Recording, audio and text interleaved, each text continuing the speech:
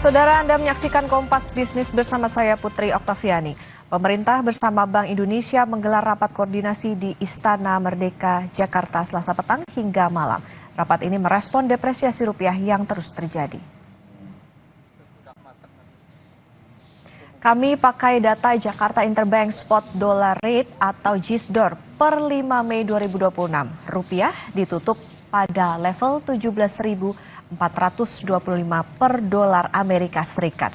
JISDOR adalah kurs tengah jual dan beli yang disusun oleh Bank Indonesia berdasarkan transaksi antar bank di pasar valuta asing secara real time.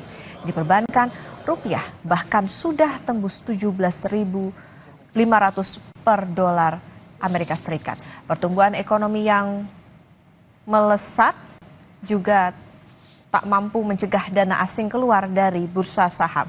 Bersamaan dengan pengumuman pertumbuhan ekonomi dalam sehari, asing keluar pasar saham lebih dari 500 miliar rupiah.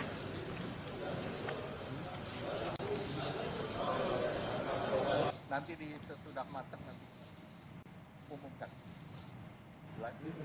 Menteri Koordinator Bidang Perekonomian Airlangga Hartarto bilang pelemahan rupiah dipengaruhi oleh dinamika global. Pemerintah merevisi regulasi devisa hasil ekspor yang akan berlaku 1 Juni.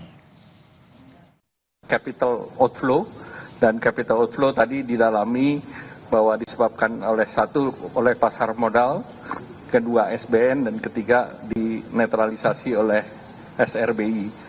Dan tadi disepakati dilaporkan ke Bapak Presiden kesepakatan kerjasama antara BI dan Menteri Keuangan sehingga ke depan ini bisa dijaga terkait dengan capital outflow.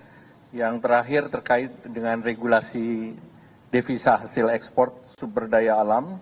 Jadi revisi perubahan terhadap PP 36 sudah difinalisasikan dan akan diberlakukan per 1 Juni 2026. Jadi perubahan bahwa DHE SDA wajib masuk ke Himbara dan dikonversi ke rupiah maksimum 50% dan juga terkait dengan sektor ekstraktif atau oil and gas itu berlaku seperti yang sekarang, yaitu yang berlaku 3 bulan.